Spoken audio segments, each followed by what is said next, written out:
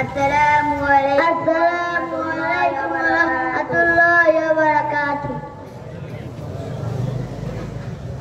এখন আমরা কাফনের কাপড় পরাবো।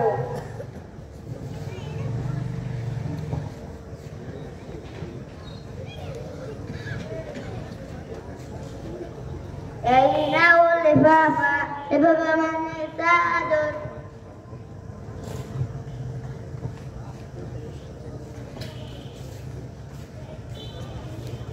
এই নাও ইজার, ইজার মানে লুঙ্গি।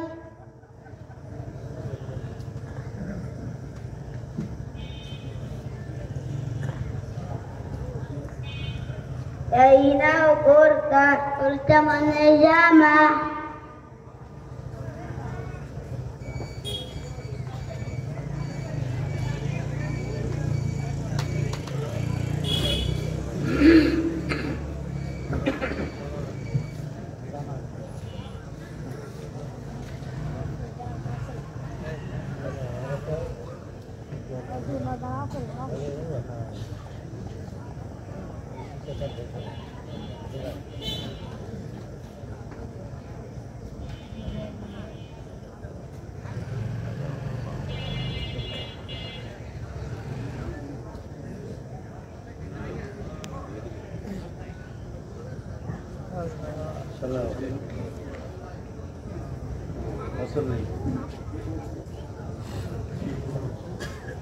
এখন জানাজার নামাজ শুরু হবে। আপনারা সবাই প্রস্তুতি নেন। জানাজার নিয়ত হলো, আমি আল্লাহ পাকের জন্য জানাজার ফরজে কিফায়ার নামাজ আদায় করিতেছি এবং এই মাইয়াতের জন্য দোয়া করিতেছি। আল্লাহু আকবার। সুবহানাকা আল্লাহুম্মা ওয়া বিহামদিকা ওয়া তাবারাকা ইসমুকা ওয়া তাআলা জাদ্দুকা ওয়া জাল্লা সানাউকা ওয়া লা ইলাহা গায়রুক। আল্লাহু আকবার। আল্লাহুম্মা সাল্লি আলা মুহাম্মাদিন ওয়া আলা আলি মুহাম্মাদ কামা সাল্লাইতা আলা ইব্রাহিম ওয়া আলা আলি ইব্রাহিম ইন্নাকা হামিদুম মাজিদ। আল্লাহুম্মা বারিক আলা মুহাম্মাদিন ওয়া আলা আলি মুহাম্মাদ কামা বারাকতা আলা ইব্রাহিম ওয়া আলা আলি ইব্রাহিম ইন্নাকা হামিদুম মাজিদ। আল্লাহু আকবার। আল্লাহুম্মা গফির লি হাইয়িনা ওয়া মাইয়িতিনা ওয়া শাহিদিনা ওয়া গায়িবিনা ওয়া সগীরিনা ওয়া কাবীরিনা ওয়া যাকারিনা ওয়া উনসানা। আল্লাহুম্মা মান আহইয়াইতাহু মিন্না ফাআহইহি আলাল ইসলাম ওয়া মান তাওফাইতাহু মিন্না ফাতাওফাহু আলাল ঈমান। আল্লাহু আকবার। আসসালামু আলাইকুম ওয়া রাহমাতুল্লাহ। আসসালামু আলাইকুম ওয়া রাহমাতুল্লাহ। আসসালামু আলাইকুম ওয়া রাহমাতুল্লাহি ওয়া বারাকাতুহু।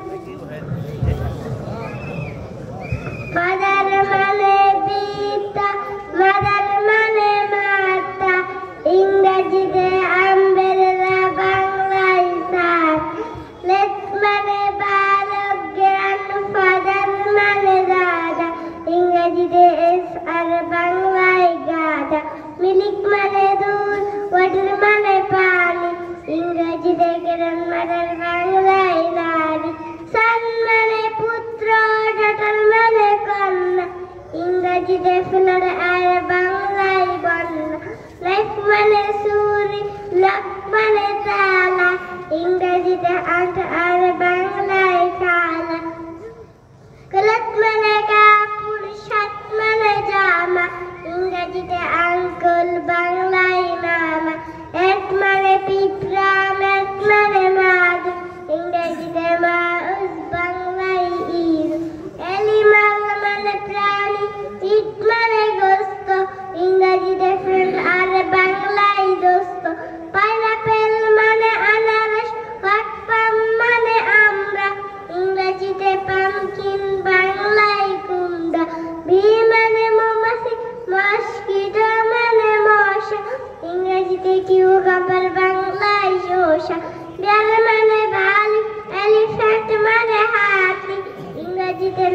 আর বাংলায় বাড়ি, ফ্রিজ মানে পয়সা, ল্যাম্প মানে বেড়া, ইংরেজিতে হর্স আর বাংলায় ঘোড়া, হ্যাট মানে মাথা, ম্যাট মানে পাগল, ইংরেজিতে গট আর বাংলায় ছাগল, ক্যাট মানে বিড়াল, ডাক মানে কুকুর, ইংরেজিতে ফন্ট আর বাংলায় পুকুর।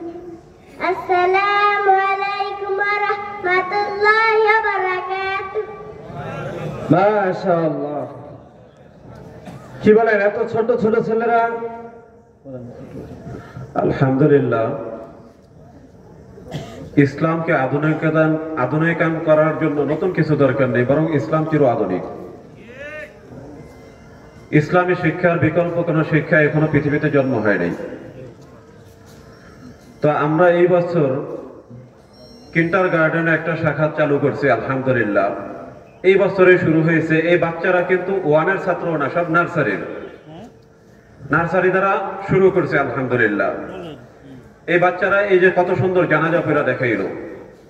এরপরে ইংরেজি ওয়ার্ড গুলো, অনেকে মনে করে বাংলা মাদ্রাসায় বাংলা অঙ্ক ইংরেজি কম হয়, দুর্বল আছে।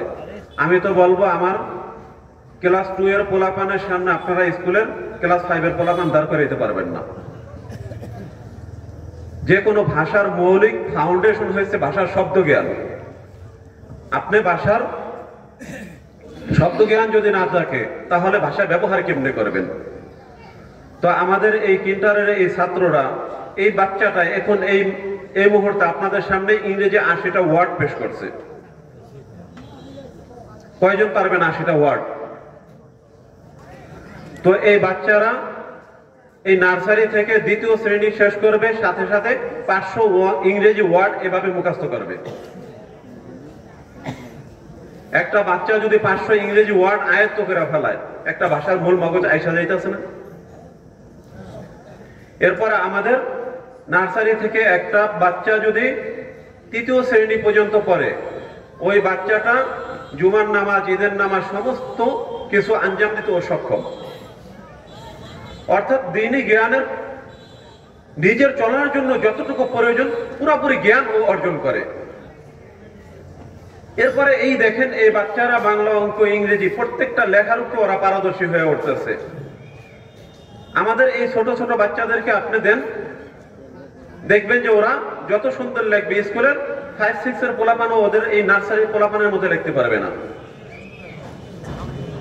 এই জন্য আমার সকলের কাছে আবেদন থাকবে যে আপনার সন্তানকে আপনি ডাক্তার বানান, ইঞ্জিনিয়ার বানান, মাস্টার বানান, যা বানান, সর্বপ্রথম তাকে আপনি দ্বীনি শিক্ষা দান করেন।